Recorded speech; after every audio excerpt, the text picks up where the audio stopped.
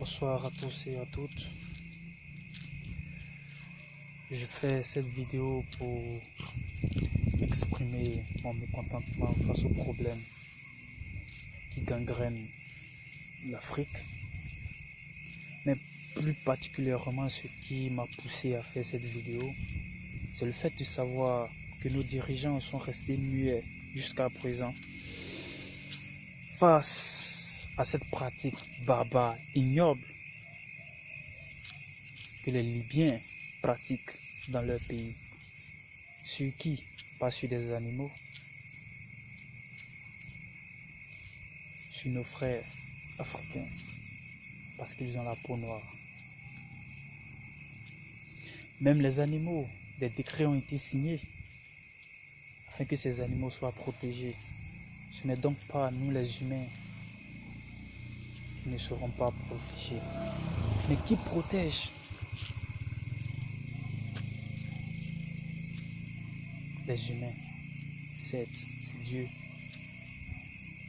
Mais Dieu délègue des dirigeants pour protéger ces différents peuples. C'est pour cette raison que je m'adresse particulièrement à nos dirigeants qui sont restés muets face à ce problème. Je les indexe parce qu'ils viennent de montrer aujourd'hui à l'Afrique et au peuple africain qu'ils n'ont qu'un seul objectif, qui est de se faire un pactole de blé, qui n'est que de piller, de dépouiller, de détourner les fonds des pauvres contribuables. Aujourd'hui encore, nous, le peuple africain, constatons que entre nous Africains, nous ne nous aimons pas. Constatons que l'Africain ne prouve aucune valeur pour son frère africain. Aujourd'hui, nous constatons que l'amour ne fait pas partie de notre quotidien, que nous nous en fichons éperdument de savoir si l'autre va bien ou pas. Vous me demanderez pourquoi je dis tout ça. Mais je pense bien que cette question ne doit pas être posée parce qu'elle a déjà sa réponse. Dites-moi, depuis que cette pratique barbare que nos frères africains sont en train de subir en Libye, quel est le président africain qui a levé le petit doigt pour que cette pratique s'estompe? Dites-moi, c'est parce que ces dirigeants lâches, ces dirigeants ingrats, ces dirigeants mesquins, égocentriques, ces dirigeants drastiques n'ont qu'un seul objectif. Et cet objectif, c'est de piller leurs frères. Sinon, comment pouvez-vous m'expliquer? Sinon, comment pouvez-vous m'expliquer le fait que jusqu'à présent, nos frères continuent de subir les tortures? Nos frères continuent d'être sous l'emprise de ces barbares, de ces personnes qui ne connaissent pas l'importance de l'être humain, qui ne connaissent pas l'importance de la vie, de ces personnes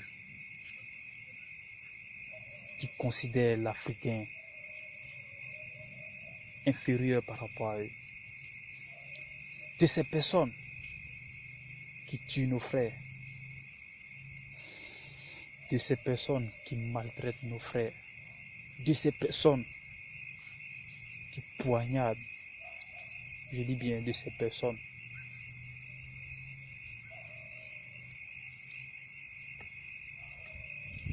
qui nuisent à la vie de nos frères. Dites-moi, quelqu'un qui aime son prochain, qui aime son frère, peut-il faire cette chose? C'est pour cette raison que je m'adresse particulièrement à nos dirigeants pour dire qu'ils sont lâches, pour dire que nos dirigeants vient de montrer au peuple africain qui ne nous considère pas, qui nous voit comme des êtres inférieurs, qui nous voient comme les prolétaires qui sont là juste pour assouvir à leurs besoins. Mais dites-moi, comment nous, aussi Africains, pouvons-nous rester muets face à ça, face à ce refus de pouvoir lever le petit doigt pour aider nos frères qui sont en train de subir cette maltraitance inqualifiable. Je m'adresse à vous, jeunes Africains, vieux Africains, enfants africains de ce monde, de ce beau continent. Vous avez entendu dans les médias que vos frères sont en train de subir ces différents types de maltraitance. Que faites-vous? Certes, vous n'avez pas une puissance militaire, mais vous avez une puissance qui surpasse la puissance militaire, c'est-à-dire les médias. Faites ce que je suis en train de faire pour montrer votre mécontentement et montrer aussi que vous êtes fiers d'être africains. Montrez aussi à vos dirigeants que vous n'êtes pas content de leur comportement face à ce problème. Montrez aussi à vos dirigeants qu'ils sont lâches. Montrez aussi à vos dirigeants et leur rappeler qu'ils ont été votés par ces mêmes Africains qui sont en train d'être maltraités en Libye. Qu'ils ont été votés, ils ont été choisis, ils ont été élus. Parce que ces Africains qui sont en train de subir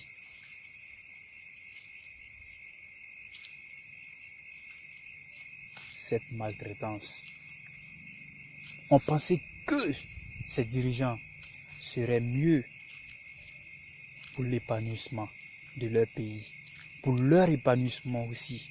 Mais aujourd'hui, ils viennent de nous montrer que nous ne comptons pas à leurs yeux, que c'est la seule chose qui leur intéresse, je dis bien la seule chose qui les intéresse, c'est de se faire un pactole de blé.